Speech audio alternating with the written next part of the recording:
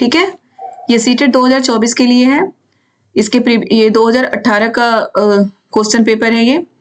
तो चलिए देखते हैं हम, ये सामाजिक विज्ञान 31 से स्टार्ट होता है, 60 क्वेश्चन है, 60 क्वेश्चन को हम अच्छे से समझेंगे, उससे रिलेटेड जो भी क्वेश्चन आ सकता है पेपर में उसको भी अच्छे से समझ के तब हम इसे आगे बढ़ते जाएंगे। तो चलिए क्वेश्चन नंबर 31 क्या है, वात दिग्दर्शी का प्रयोग क्या मापने के लिए किया जाता है। ये बेटा मैं आपके ज्योग्राफी में करा चुकी हूँ। वात दिग्दर्शी का प्रयोग क्या मापने के लिए किया जाता है, वायु वेग, वायु दाब, वायु दिशा, वायु तापमान। तो वायु दिशा मापने के लिए किया जाता है। वात दिग्दर्शी याद रखिएगा इस तरह का होता है, इसकी जो दिशा होती है हमेशा उत्तर और दक्षिण होती है, ठीक है।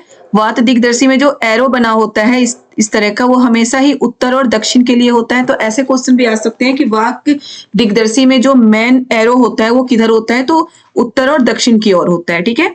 और ये वायु की दिशा मापने के लिए की जाती है। क्वेश्चन नंबर 2 है, वायुमंडल की निम्नलिखित में से कौन सी परत रेडियो तरंगों की संरचना में मदद करती है। वायुमंडल की परत मैं आपको ज्योग्राफी में करा चुकी हूँ। वायुमंडल की परतें, सबसे नीचे का परत कौन सा है, क्षोभ मंडल।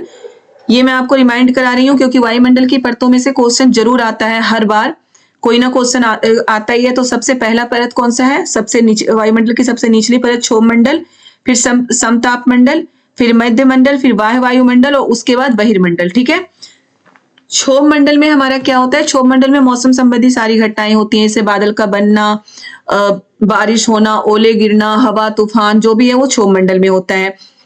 समताप मंडल में क्या होता है, समताप मंडल में जो तापमान है बिल्कुल समान होता है, घटता बढ़ता नहीं है तापमान। और समताप मंडल दो चीजों के लिए महत्वपूर्ण है, पहला तो जो ओजोन की परत है वो समताप मंडल में है, दूसरा इसमें क्या है कि जो वायुयान उड़ाने के लिए समताप मंडल को बहुत ही महत्वपूर्ण माना जाता है। बेटा मेरे एक एक चीज को ध्यान से सुनना, एक एक पॉइंट को। ओजोन परत कहाँ पे है, समताप मंडल में है। वायुयान उड़ाने के लिए जो आदर्श क्या माना जाता है, समताप मंडल को माना जाता है। कोई भी क्वेश्चन आ सकता है कहीं से भी। उसके बाद आपका मध्य मंडल है। उल्का पिंड जो हमारे पृथ्वी की ओर आकर्षित होते हैं गुरुत्वाकर्षण बल के कारण, उस उल्का पिंड का क्या होता है, मध्य मंडल में आके जलकर टूट जाता है वो, क्योंकि वो उल्का पिंड बहुत बड़े बड़े होते हैं। वो अगर हम डायरेक्ट हमारी पृथ्वी पर आ जाए तो पृथ्वी पर बहुत बड़ा नुकसान हो सकता है। लेकिन मध्य मंडल में कुछ ऐसी गैस पाई जाती है जिस कारण वो उल्का पिंड टूट जाता है, और इस कारण क्या होता है, उसके छोटे टुकड़े ही पृथ्वी पर आते हैं और जहां भी वो गिरता है वो बहुत गहरी खाई बना देता है, ठीक है। मध्य मंडल के बाद है वायु वायुमंडल। वायु वायुमंडल हमारी रेडियो तरंगों के लिए, मतलब वहीं से रेडियो तरंगे हमारे पृथ्वी पर वापस आती है। फिर है बहिर्मंडल। बहिर्मंडल में क्या होता है, इसमें बहुत ही हल्की गैसें पाई जाती हैं। बहिर्मंडल में सबसे ऊपरी परत है और इसमें बहुत ही हल्की गैसें पाई जाती है, ठीक है। तो वायुमंडल की हमारी 5 परतें हैं, इसमें 4 दिया गया है। क्षोभ मंडल सबसे नीचे की परत है, पांचों में आपको समझा चुकी हूं, तो इसमें से कहीं से भी कोई क्वेश्चन आएगा तो आप कर लेंगे। और इस क्वेश्चन का आंसर है हमारा वाह्य वायुमंडल, कि वायुमंडल की निम्नलिखित में से कौन सी परत रेडियो तरंगों के संरचना में मदद करती है, तो वाह्य वायुमंडल। नेक्स्ट देखिए, पृथ्वी की विभिन्न परतों को क्रम में आंतरिक से बाहरीतम परत की पहचान कीजिए।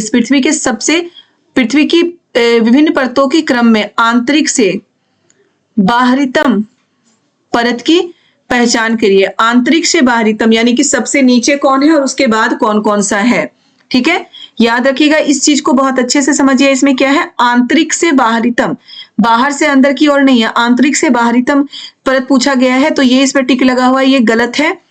आंतरिक सबसे जो नीचे का परत है, ये वाला परत क्या है आपका, आंतरिक क्रोड, ठीक है। तो आंतरिक क्रोड होगा, तो इसमें पहले में आंतरिक क्रोड नहीं है, तो ये भी गलत है, ये भी गलत है क्योंकि इसमें भी पहले में आंतरिक क्रोड नहीं है। दूसरा जो दूसरी परत है वो है बाहरी क्रोड, ठीक है। तो इसमें भी देखिए पहले में आंतरिक क्रोड, दूसरे में बाहरी क्रोड, दोनों ही है। तीसरी जो परत है मतलब कि आंतरिक से बाहरीतम, तीसरे में कौन सा है, मेंटल। मेंटल देखिए किसमें है, इसमें है। और सबसे ऊपर की परत है प्रपटी, ठीक है। तो हमारा ऑप्शन नंबर 4 सही होगा। आंतरिक से बाहरीतम, सबसे पहले आंतरिक क्रोड, फिर बाहरी क्रोड, फिर मेंटल और फिर प्रपटी, ओके। और अगर बाहरी से अंदर मतलब पृथ्वी की परतों में से ऊपर से नीचे की ओर हमें देखा जाए तो हमारा क्या होगा, सबसे पहले प्रपटी, फिर मेंटल, फिर बाहरी क्रोड, फिर आंतरिक क्रोड, ओके। तो चलिए हम नेक्स्ट देखते हैं।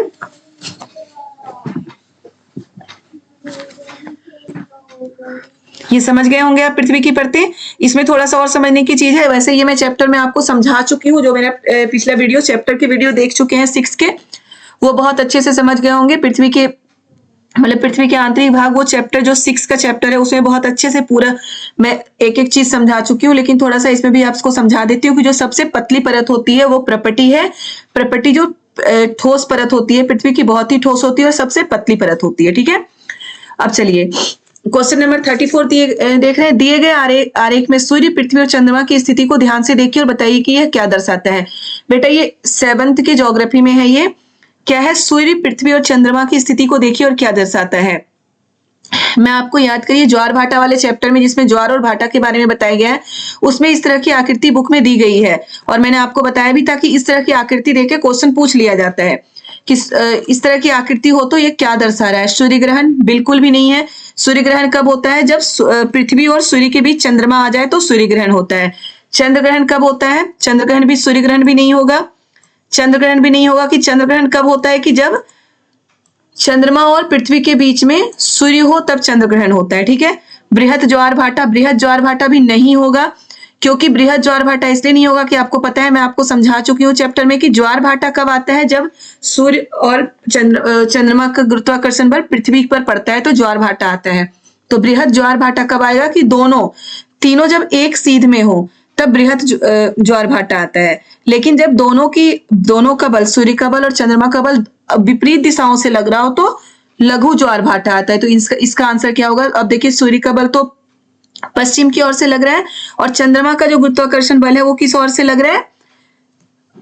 उत्तर की ओर से। तो इसमें क्या है? लघु ज्वार भाटा आएगा। लेकिन अगर यहाँ पे सूर्य हो और यहाँ पे चंद्रमा हो, ऐसा फिगर दिया जाए तो क्या होगा? वो उच्च ज्वार भाटा होगा। यहीं पे सूर्य यहाँ पे हो, चंद्रमा यहाँ, पृथ्वी यहाँ, तो भी उच्च ज्वार भाटा होगा। तो इसको आप याद रखिएगा, जब एक ही क्रम में तीनों हो तो उच्च ज्वार भाटा है। अगर दोनों का क्रम अलग अलग दिशाओं से दोनों का बल पृथ्वी पर लग रहा हो तो लघु ज्वार भाटा होगा। तो इसका आंसर क्या होगा? लघु ज्वार भाटा। ठीक है। अब जब नदी मैदान में प्रवेश करती हो तो मुड़ जाती है और बड़े मोड़ बनाकर बहती है तो कहलाती है। नदियों वाला भी चैप्टर बेटा मैं बहुत अच्छे से बता चुकी हूँ आपकी, नदियों में क्या क्या वो बनते हैं, विसर्प, चाप, झील, ये सब। तो क्या होगा? नदी जब मैदान में प्रवेश करती है तो क्या होता है? पहाड़ों पे तो वो गिरती भी आती है, लेकिन मैदान में प्रवेश करती है तो वो मुड़ जाती है और बड़े मोड़ बनाकर बहती है।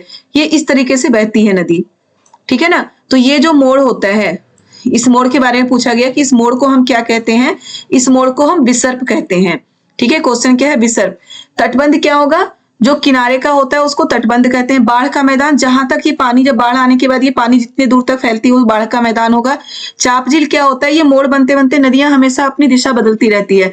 मान लो ये मोड़ बनते बनते नदी फिर ऐसे करके बहने लगी, इधर से बहने लगी है, तो यहाँ पे एक झील की तरह बन जाता है। ठीक है। इधर एक झील की तरह बन जाएगा जिसे हम क्या बोलते हैं? चाप झील। वो नदी से कट के एक झील की तरह बनता है जिसे चाप झील कहते हैं। तो आपको इसमें जब नदी मैदान में प्रवेश करती है तो मुड़ जाती है और बड़ी मोड़ बनाकर बहती है तो उसे क्या कहते हैं? विसर्प। ओके, चलिए नेक्स्ट देखते हैं। अधिकांश दुर्गम क्षेत्रों में और आपदाओं के समय लोगों को बचाने और भोजन, जल, कपड़े एवं दवाओं को वितरित करने के लिए यातायात का कौन सा साधन बेहद उपयोगी है? कौन सा साधन उपयोगी है? वायु मार्ग। मतलब दुर्गम क्षेत्र होता है, आपदाओं के समय कहीं बाढ़ आ जाए, कहीं भूकंप आ जाए, तो हम कैसे वहां पे, मतलब जो वहां पे लोगों को सहायता पहुंचती है, किस चीज से पहुंचती है? हमेशा देखते हैं ऐसा बोला जा रहा है कि हेलीकॉप्टर से वहां पे ये भेजा जा रहा है, दवाइयां, कपड़े, खाने का सामान। तो वायु मार्ग ही आपदाओं को, कोई भी आपदा हो या दुर्गम स्थान पे लोगों को बचाने के लिए जल, कपड़े एवं दवाई देने के वितरण करने के लिए वायु मार्ग की सबसे अच्छा साधन माना जा सकता है, क्योंकि उसके अलावा वहां कहीं से हम जा ही नहीं सकते किसी तरह। ये सारे चैप्टर मैं आपको कवर करा चुकी हूँ अपने वीडियोस में। ठीक है। और सारे क्वेश्चन मैंने बता भी दिया है उसमें बहुत अच्छे से समझा के। अब एक नेक्स्ट क्वेश्चन, भूगोल की वह शाखा जो विशिष्ट मानव जनसंख्या की संरचना के विषय से संबंधित करती है क्या कहलाती है? मानव जनसंख्या की संरचना को संबंधित करती है उसे कहते हैं जनसांख्यिकी। यानी कि मानव जनसंख्या वो बता रही है, इसलिए इसे क्या बोल रहे हैं? जनसांख्यिकी। अब देखिए क्या है? अभिकथन। सूर्य, ये ऐसे क्वेश्चन बेटा बहुत आते हैं, लेकिन ये वाला जो क्वेश्चन पेपर है इसमें ऐसे क्वेश्चन कम है। लेकिन अब ऐसे क्वेश्चनों की जो ये होते हैं ना, अभिकथन और अधिकथन, ऐसे क्वेश्चनों की क्या होते हैं? संख्या अब बढ़ गई है, तो इस पे आप ज्यादा ध्यान दीजिए। ये समझने की चीजें हैं तो इस पे ज्यादा ध्यान। क्या है? सूर्य गुजरात में अरुणाचल प्रदेश से लगभग 2 घंटे बाद अस्त होता है। बिल्कुल सही है। अरुणाचल प्रदेश में सूर्य 2 घंटे पहले अस्त होता है और गुजरात में सूर्य 2 घंटे बाद अस्त होता है। अभिकथन ये है। कारण इसका क्या बताया गया? अरुणाचल प्रदेश गुजरात की तुलना में उच्च अक्षांश पर स्थित है। कहाँ है? उच्च अक्षांश पर स्थित है। तो ए तो बिल्कुल सही है। दूसरा भी सही है, अपने आप में तो दूसरा भी सही है कि जो अरुणाचल प्रदेश है वो गुजरात से उच्च अक्षांश पे स्थित है। देखिए ये हमारी पृथ्वी है, ठीक है। मैंने आपको हमेशा ही बताया था कि जो समय है वो कैसे देखते हैं, देशांतर रेखाओं से। ये अक्षांश रेखा है, सॉरी ये ज्यादा लंबा हो गया, और ये देशांतर रेखा है, ठीक है। ये अक्षांश रेखा है, ये देशांतर रेखा है। जो समय है वो हम देशांतर रेखाओं से देखते हैं, और मौसम और जलवायु को हम अक्षांश रेखाओं से देखते हैं, ठीक है। इसमें किस चीज की बात की जा रही है, समय की बात की जा रही है, ठीक है। तो सूर्य गुजरात में अरुणाचल प्रदेश से लगभग 2 घंटे बाद अस्त होता है, बिल्कुल सही है। 2 घंटे बाद अस्त होता है, क्योंकि गुजरात इधर इधर है, मतलब भारत के इधर है गुजरात, और अरुणाचल प्रदेश बिल्कुल इधर है, ओके। 2 घंटे बाद अस्त होती है, बिल्कुल सही है। अरुणाचल प्रदेश गुजरात की तुलना में उच्च अक्षांश पर स्थित है, ये भी सही है कि अरुणाचल प्रदेश, ये गुजरात यहाँ पे, अरुणाचल प्रदेश इधर है, तो उच्च अक्षांश पे है, ये भी बिल्कुल सही बात है। लेकिन उच्च अक्षांश पे है, इस कारण अस्त होता है 2 घंटे बाद, ये रीजन गलत है, कारण गलत है। कारण क्या है कि ये देशांतर, इसका अगर यहाँ पे देशांतर होता कि गुजरात इतने देशांतर पे है और अरुणाचल प्रदेश इतने देशांतर पे है, तो वो आंसर सही होता। लेकिन यहाँ पे अक्षांश की बात आ गई, तो ये आंसर मतलब कि इसमें क्या है, कारण गलत है। तो इसमें क्या होगा, ए और बी दोनों से, ए और आर दोनों सही है, लेकिन आर ए को स्पष्ट नहीं करता, ठीक है। तो ये आंसर नंबर 2 सही है। आप समझ गए होंगे बेटा, अगर ना समझ में आए तो प्लीज दोबारा पूछिए। मैं आपको समझा के इसलिए बता रही हूँ ताकि इससे रिलेटेड आप दूसरे क्वेश्चन भी सॉल्व कर पाए बहुत अच्छे से, ठीक है। हमने क्वेश्चन नंबर 39 क्या है, निम्नलिखित में से कौन सा ऊर्जा का गैर परंपरागत स्रोत है। गैर परंपरागत स्रोत याद रखिएगा, परंपरागत क्या होती है, हम कहते हैं ना हर चीज में कि ये तो हमारी परंपरा है, चली आ रही है। परंपरागत स्रोत वो होती है जो बहुत पहले से चली आ रही है, जिसके बारे में हम बहुत दिनों से सुनते हैं। और गैर परंपरागत स्रोत क्या होती है, जो नया चलता हो, जिसे हम मॉडर्न बोलते हैं, ठीक है। मॉडर्न जो भी बोलते हैं, मॉडर्निटी बोलते हैं, उसे हम गैर परंपरागत स्रोत बोल सकते हैं। ऊर्जा का गैर परंपरागत स्रोत, ईंधन यानी कि लकड़ी तो बहुत दिनों से उपयोग कर रहे हैं, तो ये परंपरागत स्रोत ही हो गया। प्राकृतिक गैस का उपयोग हम बहुत दिनों से कर रहे हैं, ये भी परंपरागत स्रोत होगा। कोयला का उपयोग भी बहुत दिनों से किया जा रहा है, तो परंपरागत स्रोत है। बस सौर ऊर्जा का उपयोग नया चला है, तो ये क्या है, गैर परंपरागत स्रोत है, ओके। नेक्स्ट है, विशेष रूप से निर्मित टैंकों और तालाबों में मछली का प्रजनन कहलाता है पीसीकल्चर। ये 8th क्लास की ज्योग्राफी में है, सबके बारे में सेरिकल्चर, विटिकल्चर, हॉर्टिकल्चर, पीसीकल्चर। तो 8th क्लास की ज्योग्राफी में आप देखिए ये सारा कुछ दिया गया है। मैं वीडियो में इसे डालूंगी आज, मतलब 1-2 दिन में ये सारा मैं डाल दूंगी, आज से कल तक। 8th क्लास की ज्योग्राफी, पूरी ज्योग्राफी में 2 वीडियो में कंप्लीट करूंगी, आप जरूर उस वीडियो को देखिएगा और सारा ज्योग्राफी आपका कंप्लीट हो जाएगा। मैं जो भी ज्योग्राफी के चैप्टर डाल चुकी हूँ वो आप सारे चैप्टर जरूर देख लीजिए। ज्योग्राफी का एक भी क्वेश्चन आप मिस नहीं करिएगा, ये मेरी गारंटी है। ज्योग्राफी के सारे क्वेश्चन आप बहुत अच्छे से सॉल्व करके आइएगा, तो ठीक है। अब क्या है, मछली पालन को क्या बोलते हैं, पीसीकल्चर, ओके। अब है स्थल का एक सकरा भाग जो 2 बड़े स्थलीय भागों को एक दूसरे से जोड़ता है, उसे क्या कहते हैं। ये भी मैं आपको करा चुकी हूँ 7th क्लास की ज्योग्राफी में, कि जो 2 बड़े स्थलीय भागों को जोड़ते हैं, और स्थल का सकरा भाग जो 2 बड़े स्थलीय भागों को जोड़ते हैं, उसको हम जल संधि कहते हैं, ठीक है। सॉरी, उसको हम स्थल संधि कहते हैं। जल संधि क्या होता है, जो जलीय भाग एक दूसरे को जोड़ता है, ठीक है। 2 बड़ा स्थल किसी जल के थ्रू जुड़ा हुआ है, उसे जल संधि कहते हैं। जैसे भारत और श्रीलंका, उसके बीच जल संधि है, जल है, तो उसे हम क्या बोलते हैं, जल संधि। भारत और श्रीलंका के बीच जो जलीय संधि है उसे पाक जल संधि कहते हैं, आपको याद रखना है। ये मैं पढ़ा चुकी हूँ आपको 6th क्लास में।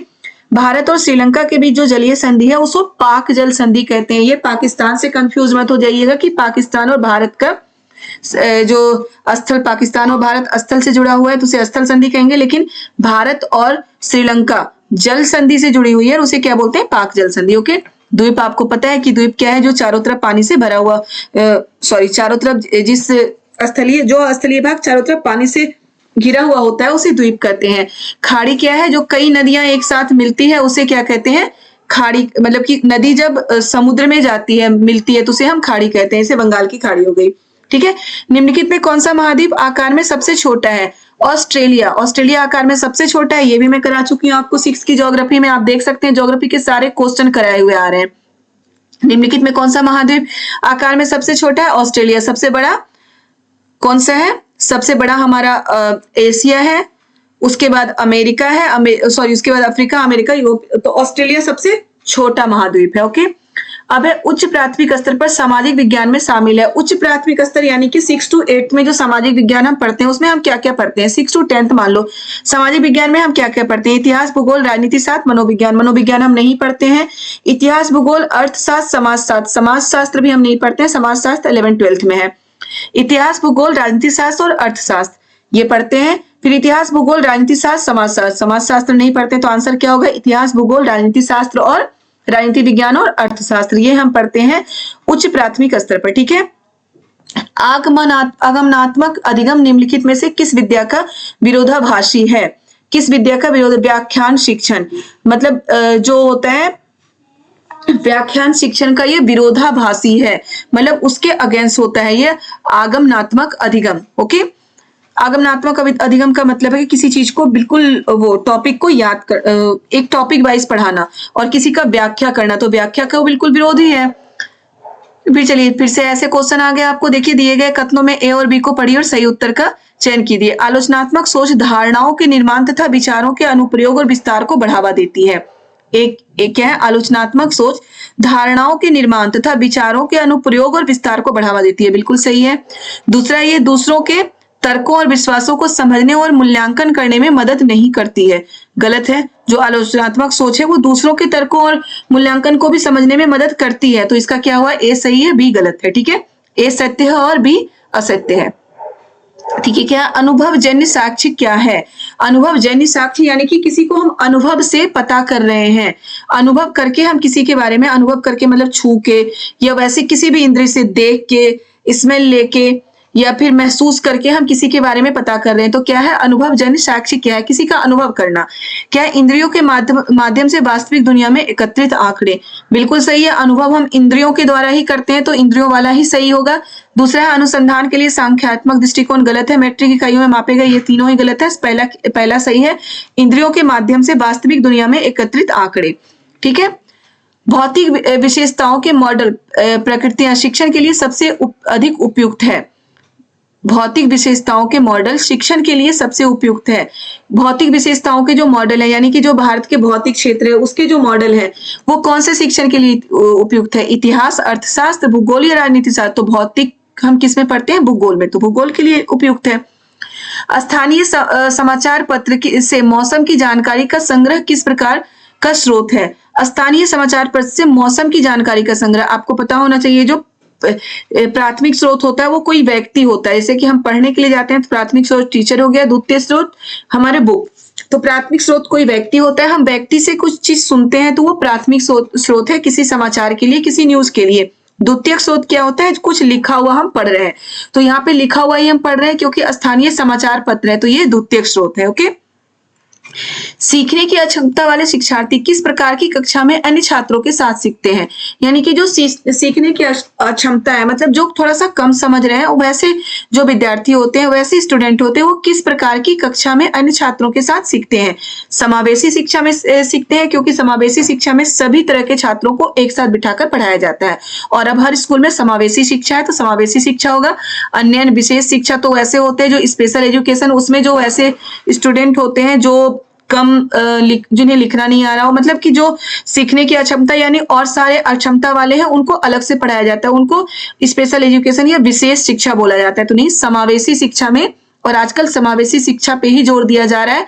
तो वैसे भी जो किस प्रकार कक्षा के अन्य छात्रों के साथ कैसे सीखेंगे, समावेशी शिक्षा में। ठीक है, निम्नलिखित सिद्धांत किसने दिया। सभी बच्चे विकास के समान अनुक्रम से गुजरते हैं लेकिन विभिन्न दरों से। इसलिए शिक्षक को पूरी तरह से कक्षा के लिए नहीं बल्कि व्यक्तिगत बच्चों और छोटे समूहों के लिए गतिविधियों की योजना बनाई जाएगी। किसने बोला है, जीन पियाजे ने। ओके, कक्षा में सहकारी शिक्षा को बढ़ावा देने के लिए एक शिक्षक को चाहिए।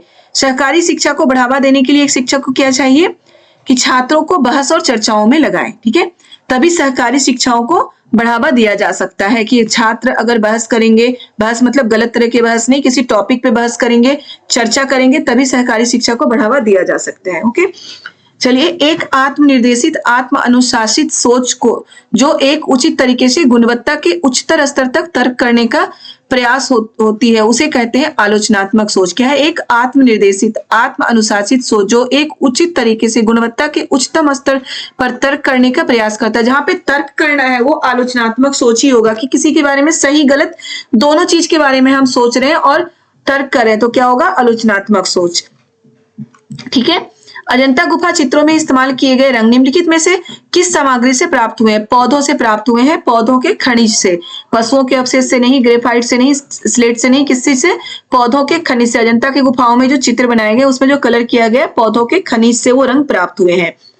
सबसे पुरानी पांडुलिपि लिखी गई थी ताड़पत्रों पे, आप पढ़ चुके हो, ये हिस्ट्री में है कि सबसे जो पुरानी पांडुलिपि लिखी गई थी वो ताड़पत्रों पे लिखी गई थी। और ताड़पत्रों को बहुत सुरक्षित रखा जाता था, लेकिन फिर भी क्या होता था कि कई बार उसे हाथ लगाने से, उसे निकालने से वो टूट गई थी, टूटती रहती थी। और इस कारण जो अब आधुनिक पांडुलिपियां हैं उसमें बहुत सारे बदलाव है। जो सबसे पुराने पांडुलिपि और अभी की पांडुलिपि में बहुत सारे बदलाव है, क्योंकि मान लो कोई टूट गया और उसकी नकल, मतलब वो पांडुलिपि जो ताड़पत्रों पे लिखी गई थी वो टूटता था, कहीं से कुछ मतलब वो पत्ते टूट के हट गए, शब्द समझ में नहीं आए, तो जो उसके नकल नवासी कहते हैं, जो पांडुलिपियों की नकल करते थे वो लिखते हैं। अगर हम खुद भी किसी दूसरे की कॉपी लाके उससे नोट कर रहे हैं, नकल कर रहे हैं, तो क्या होता है अगर उसकी कोई राइटिंग मुझे समझ में ना आए और वो व्यक्ति हमारे पास ना हो, तो हम अपने अनुसार उसमें जो हमें सही लगता है वो वहां पे लिख देते हैं, जो हमें लगता है कि यहाँ पे ये होना चाहिए। तो जो नकल नवासी है वो भी यही करते थे पांडुलिपियों के नकल करते समय, जो उन्हें, क्योंकि जो पांडुलिपि लिखने वाले तो चले गए, तो उन्हें जो लगता था कि यहाँ पे जो होना चाहिए वो वही वो कर देते थे। और इस तरह बहुत वर्षों के बाद क्या हुआ, पूरी की पूरी लाइन ही चेंज हो जाती थी। ठीक है, तो ये है पांडुलिपियों में अंतर आता गया है। जो पुरानी, सबसे पुरानी पांडुलिपि है और उसी चीज की पांडुलिपि अब जो है उसमें बहुत सारी चीजें अलग है। तो ठीक है, चलिए, सबसे पुरानी पांडुलिपि किस चीज पर लिखी गई थी? ताड़पत्रों पे। मानव इतिहास में निम्नलिखित में कौन सी अवधि सबसे लंबी थी? पूरा पाषाण काल की जो अवधि है, जो सबसे पुरानी मतलब मानव इतिहास की अवधि है, वो सबसे लंबी अवधि थी, पूरा पाषाण काल। ठीक है, पाषाण काल, मध्यकाल और आधुनिक काल में अगर पूछा जाए तो आप पाषाण काल लगाएंगे, लेकिन पूरा पाषाण काल, मध्य पाषाण काल, नव पाषाण काल और महापाषाण काल में पूरा पाषाण काल जो है, जो सबसे पुरानी मतलब की मानव इतिहास है, वो सबसे लंबी अवधि थी। निम्नलिखित कथनों ए और बी को पढ़िए और सही उत्तर चुनिए। मेहरगढ़ पाकिस्तान के बोलन दर्रे के पास एक उपजाऊ मैदान में स्थित है। सही है। यहाँ खेती और पशुपालन के साक्ष्य पाए जाते हैं। दोनों ही सही है, ए और बी दोनों सही है। ठीक है, भारत के निम्नलिखित राज्यों में से किस राज्य में हड़प्पा के नगर सबसे बड़ी संख्या में मिले? ऐसे क्वेश्चन बेटा बार बार आते हैं। जो हड़प्पा संस्कृति है इससे तो क्वेश्चन आता ही आता है, तो इसको अच्छे से, इस चैप्टर को आप पढ़ना है, हिस्ट्री का चैप्टर है, बहुत अच्छे से आपको पढ़ना है हड़प्पा के बारे में, क्योंकि इससे क्वेश्चन आता ही आता है, हर बार कुछ भी आ जाएगा। ये अवशेष कहाँ मिले हैं, मतलब कि हड़प्पा का कोई नगर दे देगा, ये कहाँ पे है। तो हड़प्पा वाला जो चैप्टर है वो आप जरूर बहुत अच्छे से समझ के पढ़िएगा। ठीक है, सबसे ज्यादा हड़प्पा के नगर कहाँ मिले हैं? गुजरात में। ओके, ऋग्वेद मूल रूप से निम्नलिखित में किस भाषा में रची गई है? तो ऋग्वेद संस्कृत में रची गई है। 4 वेद है हमारे, ऋग्वेद, सामवेद, यजुर्वेद और अथर्ववेद। ठीक है, ऋग्वेद सबसे पुराना वेद है, तो वो किस भाषा में रची गई है? संस्कृत में। 6ठी शताब्दी ईसा पूर्व में मगध महाजनपद पहले शासक थे बिंबिसार। याद रखिएगा, मगध महाजनपद के सबसे पहले शासक कौन थे? बिंबिसार। ठीक है, निम्नलिखित में कौन सा बौद्ध धर्म के त्रिरत्नों में से नहीं है? बुद्ध, धर्म, धम्म, अहिंसा, संघ। अहिंसा तो उसके उपदेश थे, जो बौद्ध धर्म का उपदेश है उनका अहिंसा था कि अहिंसा का पालन करना चाहिए। लेकिन जो त्रिरत्न थे बौद्ध धर्म के वो कौन है? बुद्ध, धम्म और संघ। धम्म और संघ उनके ये थे कि धर्म को धम्म बोला गया है, संघ को जो उनका मान लो कि जो संगठन था उसको संघ बोला गया है। तो बुद्ध, धम्म और संघ ये उनके त्रिरत्न थे। अहिंसा उनके त्रिरत्न नहीं थे, ये उनका उपदेश था कि हमें अहिंसा का पालन करना चाहिए। तो इसका आंसर होगा अहिंसा।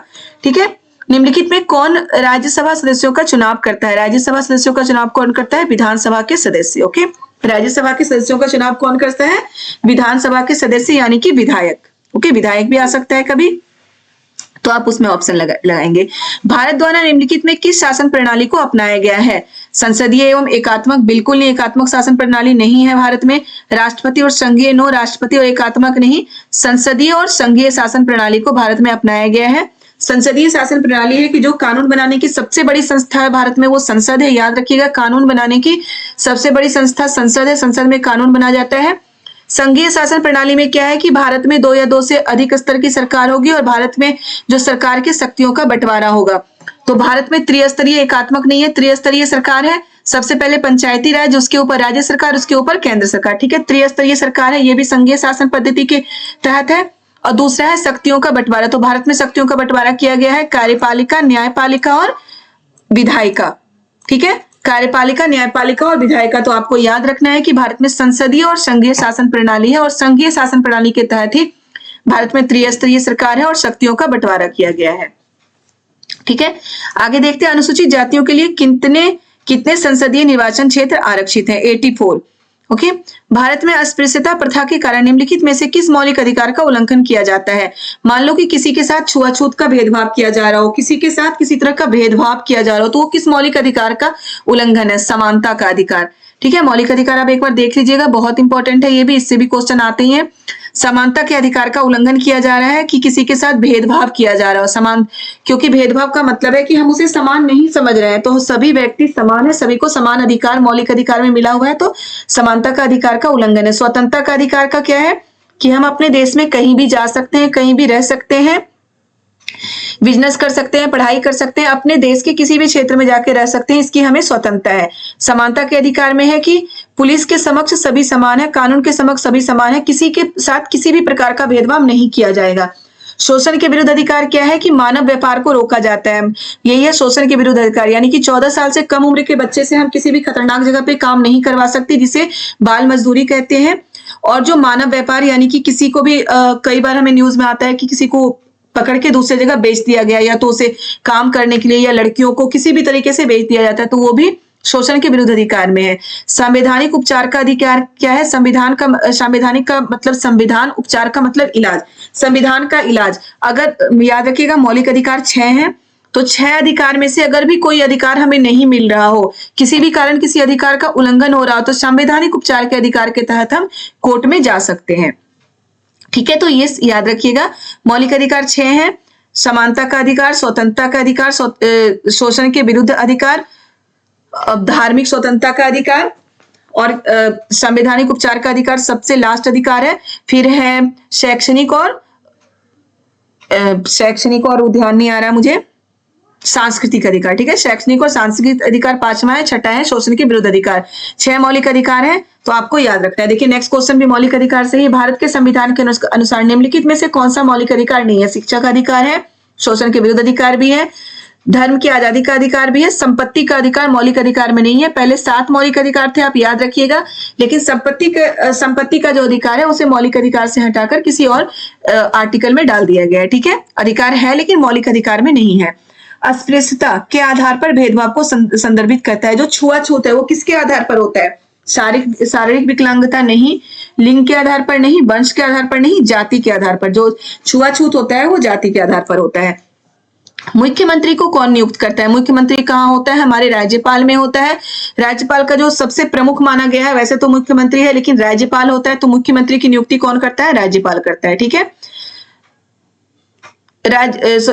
मुख्यमंत्री राज्य में होता है, मुख्यमंत्री की नियुक्ति कौन करता है? राज्यपाल करता है। राज्यपाल को कौन नियुक्त करता है? अब राज्यपाल को नियुक्त कौन करता है? राष्ट्रपति करता है। ये सब बेटा क्वेश्चन आपको याद करना है। प्रधानमंत्री का चुनाव कौन करता है?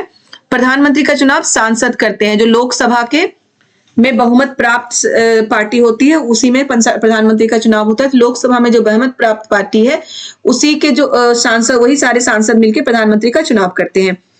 ठीक है, निम्नलिखित में से किसको भारत का पहला नागरिक कहा गया है? राष्ट्रपति को। याद रखिएगा कि देश का मुखिया राष्ट्रपति है, भारत का प्रथम नागरिक भी राष्ट्रपति को कहा गया है। जो सबसे प्रतिष्ठित पद माना जाता है देश में वो राष्ट्रपति है। देश की जो महत्वपूर्ण नियुक्तियां करता है वो राष्ट्रपति करता है। ये याद रखिएगा, जो ये सर्वोच्च न्यायालय के यानी कि सुप्रीम कोर्ट के जो न्यायाधीश की नियुक्ति करता है राष्ट्रपति करता है। प्रधानमंत्री की नियुक्ति राष्ट्रपति करता है। जितने भी मंत्री होते हैं हमारे केंद्र सरकार में वो उसकी नियुक्ति राष्ट्रपति करता है, लेकिन प्रधानमंत्री के सिफारिश से। तो जो राष्ट्रपति की शक्तियां हैं वो मतलब राष्ट्रपति का जो पोस्ट है वो सबसे प्रतिष्ठित और गरिमा का पोस्ट माना जाता है। वहीं प्रधानमंत्री का पोस्ट सबसे शक्तिशाली पोस्ट माना जाता है, क्योंकि अधिकार ज्यादा प्रधानमंत्री के पास है। राष्ट्रपति के पास साइन करने का अधिकार है और नियुक्ति करने का। राष्ट्रपति जो भी करेंगे प्रधानमंत्री के सिफारिश से करेंगे। ठीक है, तो भारत का पहला नागरिक किसे माना गया है? राष्ट्रपति को। देख लीजिए, मैं राष्ट्रपति के सारे अधिकार बता चुकी हूँ आपको, तो कुछ भी पूछेगा आप जवाब दे सकते हैं। निम्नलिखित में से किसको भारत में राज्य का पहला नागरिक कहा गया है? याद रखिए, ये क्या है? भारत का पहला नागरिक। ओके, भारत का पहला नागरिक राष्ट्रपति को कहा गया है? राज्य का पहला नागरिक किसे कहा गया है? सॉरी, राज्य का पहला नागरिक किसे कहा गया है? राज्यपाल को। ओके, वर्तमान लोकसभा 2014 के बाद है 16वीं। ये क्वेश्चन बेटा 2018 का है, तो उसके बाद वही है कि उस समय का ये क्वेश्चन है कि जो वर्तमान लोकसभा 2014 था उस समय, उसके बाद कौन सा लोकसभा होगा? 16वीं। ठीक है, भारत का वर्तमान राष्ट्रपति कौन है? उस समय जो भारत के राष्ट्रपति थे रामनाथ कोविंद थे। अब जो हमारे राष्ट्रपति हैं वो कौन है? अब मैं आपको ये बोलूंगी कि आप आंसर दीजिएगा, तो मुझे पता है कोई आंसर नहीं आने वाला कमेंट में, क्योंकि मैं कई वीडियो में ये बोल चुकी हूँ कि आप प्लीज इसका आंसर मुझे बताइएगा, लेकिन कभी कोई आंसर नहीं आता। तो ये आंसर भी मैं खुद ही बता रही हूँ कि भारत के जो वर्तमान राष्ट्रपति हैं कौन है? द्रौपदी मुर्मू। ओके, चलिए अब आगे देखते हैं। भारत के संविधान में निम्नलिखित में से किसका उल्लेख नहीं किया गया है? भारत राज्यों और केंद्र शासित प्रदेशों के नाम बिल्कुल है, सरकार का ढांचा है, राजनीतिक दलों के नाम नहीं है, नागरिकों के अधिकार है। ठीक है, हमारे संविधान में सरकार के बारे में सारी चीजें हैं कि सरकार का कार्य किस तरह का होगा, सरकार के अधिकार क्या है, नागरिकों के अधिकार क्या है, नागरिकों के कार्य क्या है, हमारे राज्यों के बारे में, केंद्र शासित प्रदेशों के बारे में कि कहाँ पे क्या होगा, ये सारी चीजें हैं। लेकिन राजनीतिक दलों के नाम नहीं है, क्योंकि राजनीतिक दल तो बिल्कुल अलग है हमारे संविधान से। राजनीति जैसे कि बीजेपी, कांग्रेस, ये सब पार्टियों के नाम नहीं है हमारे संविधान में। तो इसमें ये पूछा गया कि किसका उल्लेख नहीं है, तो राजनीतिक दलों के नाम का उल्लेख नहीं है। राज्यसभा के सदस्यों को कौन नामांकित करता है? राष्ट्रपति करता है। ठीक है, निम्नलिखित में से कौन भारत के संविधान सभा का अध्यक्ष था? याद रखिएगा, भारत के संविधान सभा के अध्यक्ष कौन थे? डॉक्टर राजेंद्र प्रसाद। और भारत के जो मसौदा, संविधान सभा के मसौदा समिति के अध्यक्ष, या फिर उसको बोलते हैं ड्राफ्टिंग, उसके अध्यक्ष कौन थे? डॉक्टर भीमराव अंबेडकर। तो ये दोनों चीजें थोड़ा सा डिफरेंस है, तो ये दोनों चीजों को आप जरूर याद करके रखिएगा अलग अलग, कि भारत के संविधान सभा के अध्यक्ष डॉक्टर राजेंद्र प्रसाद थे और मसौदा समिति के अध्यक्ष कौन थे? डॉक्टर भीमराव अंबेडकर। ओके, निम्नलिखित में से कौन भारत का एकमात्र भारतीय गवर्नर जनरल था? सी गोपालाचारी भारत के एकमात्र गवर्नर जनरल थे। ओके, क्योंकि इसके बाद गवर्नर जनरल की आप के दिमाग में आ रहा होगा कि एकमात्र गवर्नर जनरल क्यों थे? क्योंकि इसके बाद जो गवर्नर जनरल का जो पोस्ट होता है वही खत्म कर दिया गया था इनके बाद। ठीक है, तो सी राजगोपालाचारी भारत के एकमात्र गवर्नर जनरल थे। भारत का संविधान कब अपनाया गया? बेटा ये क्वेश्चन इंपॉर्टेंट है, इसको थोड़ा ध्यान रखिएगा कि भारत का संविधान कब अपनाया गया, यानी कि कब लागू किया गया। ओके, तो इससे रिलेटेड दो क्वेश्चन आते हैं कि भारत का संविधान कब बनके तैयार हुआ है। तो भारत का संविधान बनके तैयार हुआ था हमारा 26 जनवरी 1949 में। ओके, और भारत का संविधान अपनाया कब गया, लागू कब किया गया? 26 जनवरी 1900 भारत का संविधान बनके तैयार कब हुआ था? 26 नवंबर 1949 में। और भारत का संविधान अपनाया कब गया था, लागू कब किया गया था? 26 जनवरी 1950 को। ओके, भारत का संविधान लागू किया गया था। तो ये चीज आप क्लियर रखिएगा कि भारत का संविधान बनके तैयार हुआ था 26 नवंबर 1949 में और लागू किया गया था 26 जनवरी 1950 में।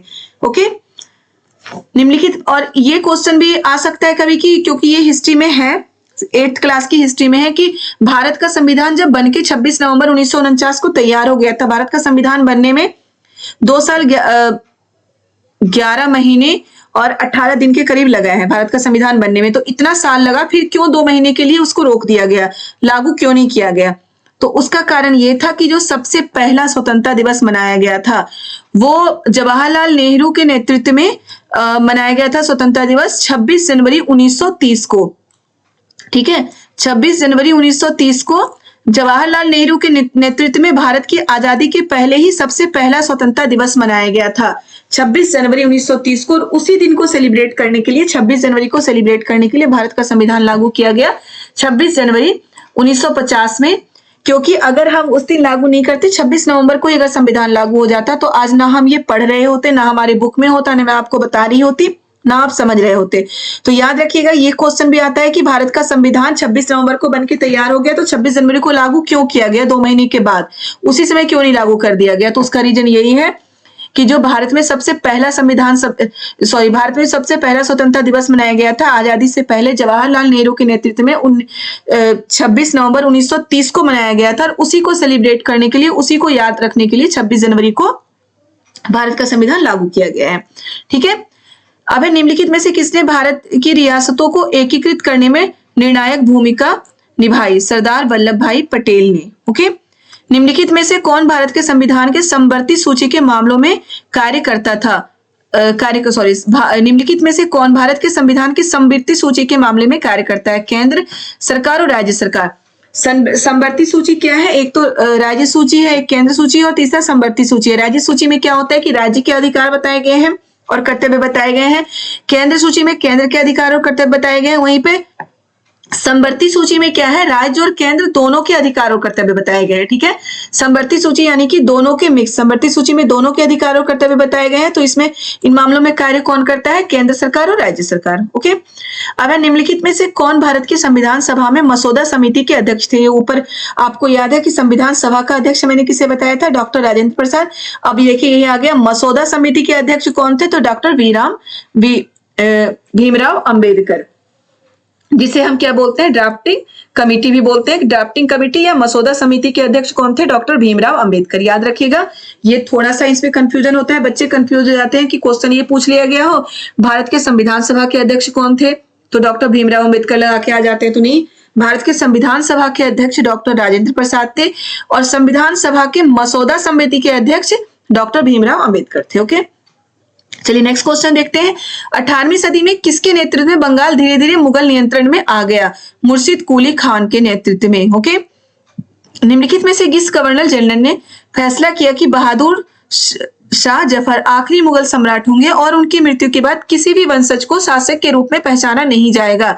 लॉर्ड कैनिंग ने यह फैसला किया था कि जो बहादुर शाह जफर होंगे वो आखिरी मुगल सम्राट होंगे और उनके बाद उनकी मृत्यु के बाद किसी को भी वंशज के शासक के रूप में, मतलब कि मुगल सम्राट के रूप में पहचान नहीं दिया जाएगा। ये क्वेश्चन तो चलो ये ठीक है, लॉर्ड कैनिंग है, लेकिन इससे ये भी क्वेश्चन आता है कि जो आखिरी मुगल सम्राट कौन थे? तो कौन थे? बहादुर शाह जफर।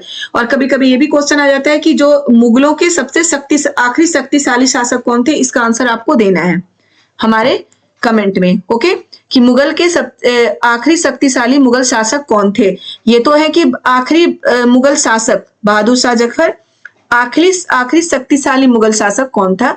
वो प्लीज आप कमेंट में मुझे बताइए ताकि मुझे भी पता चले कि आप कुछ पढ़ रहे हैं, और आप बिल्कुल पढ़ रहे हैं, बहुत मेहनत कर रहे हैं, मुझे पता है आपके बारे में। तो प्लीज आप लोग एक तो आंसर मुझे दीजिए। ठीक है, चलिए नेक्स्ट देखते हैं। किस गवर्नर जनरल ने घोषित किया कि अवध पर गलत तरीके से शासन किया जा रहा था और उचित प्रशासन सुनिश्चित करने के लिए ब्रिटिश शासन की आवश्यकता थी? आपको याद है उस समय हड़प कितनी नीतियां अपनाई गई थी जिससे कि भारतीय क्षेत्रों को अपने अधीन किया गया था। उसमें बहुत सारी नीतियां थी। अवध को गलत तरीके से अपने अधीन कर लिया गया था। उसमें क्या होता था? ये बोला जाता था कि इस पे तो गलत तरीके से शासन किया जा रहा है, राजा के शासन से जनता खुश नहीं है, इसलिए इसे ब्रिटिश शासन में मिला लिया जाए, इसे ब्रिटिश शासन की आवश्यकता है। तो अवध के लिए किसने किया था? लॉर्ड डलहौजी ने। ओके, अब कानपुर के किस शासक ने खुद को पेशवा कहा था? तो ये है नाना साहब। नाना साहब ने खुद को पेशवा कहा था। ओके, उन्होंने खुद अपने आप को पेशवा की उपाधि दी थी नाना साहब ने। याद रखिएगा, नाना साहब जो 1857 का विद्रोह हुआ था उसमें नाना साहब कानपुर से, मतलब विद्रोह के जो नेता थे कानपुर से, वो नाना साहब थे। याद रखिएगा इस क्वेश्चन को भी। अब कारखाने के विषय में पढ़ाने के लिए सबसे उपयोगी विधि है एक कहानी सुनाना। कहानी सुन के कारखाने के विषय में पढ़ना संभव नहीं है। किसी विशेषज्ञ को निमंत्रित करना, किसी औद्योगिक कारखाने की यात्रा आयोजित करना, एक डॉक्यूमेंट्री फिल्म दिखाना। किसी विशेषज्ञ को भी निमंत्रित करने से वो सिर्फ बताएगा, तो बताने से उतनी समझ में नहीं आती। औद्योगिक कारखाने की यात्रा आयोजित करना, किसी भी औद्योगिक कारखाने में बच्चों को लेके जाना खतरनाक होता है। औद्योगिक कारखाने, वहां पे मशीनें होंगी, पता नहीं कैसी कैसी मतलब खतरनाक चीजें हो सकती है, तो वहां बच्चों को ले जाना खतरनाक है, तो ये यात्रा भी हम नहीं करा सकते। एक डॉक्यूमेंट्री फिल्म दिखा सकते हैं कि कारखाने में क्या क्या होता है, इससे बच्चे उसके बारे में समझ पाएंगे। ठीक है, तो ये होगा एक डॉक्यूमेंट्री फिल्म दिखाना। एडुसेट से क्या अभिप्राय है? ये क्या है? एक मानव निर्मित, एडुसेट जो है एक मानव निर्मित भारतीय उपग्रह है। याद रखिएगा, भारत का जो उपग्रह है वो कौन सा है? मानव निर्मित भारतीय उपग्रह एडुसेट। ओके, या ये क्वेश्चन भी आ सकता है कि मानव निर्मित भारतीय उपग्रह कौन सा है? तो एडुसेट है। पंचवाणी और बीजक में निम्नलिखित में से किस महान हस्ती के छंद और विचारों को संरक्षित किया गया? कबीर के, ये तो पता ही है सबको, है ना। एलोरा की गुफा का भित्ति चित्र जिसमें विष्णु को नरसिंह अर्थात पुरुष सिंह के रूप में दिखाया गया, किस काल की कृति है? राष्ट्रकूट काल की। ओके, निम्नलिखित में से कौन सा संगठन उपनिषद में आस्था रखता है? ब्रह्म समाज उपनिषद में आस्था रखता है। तो बेटा ये आपका हो गया 90 मतलब 60 क्वेश्चन। बिल्कुल आप समझ के इस क्वेश्चन को जरूर देखिए, क्योंकि मैंने एक एक क्वेश्चन से रिलेट करके कितने ही क्वेश्चन आपको बताए हैं। तो क्वेश्चन रिपीट भी होता है, ये 2018 का क्वेश्चन है, क्वेश्चन रिपीट भी होते हैं। तो आप जरूर समझे, देखें, क्योंकि ऐसा नहीं है कि मैं बस आंसर और क्वेश्चन पढ़ाती गई हूँ, मैं क्वेश्चन को समझा के बताती गई हूँ। तो ये आपके लिए बहुत हेल्पफुल है, इसे आप देखें, समझें। जिन्होंने अभी तक चैनल को सब्सक्राइब नहीं किया वो प्लीज चैनल को सब्सक्राइब कर दें।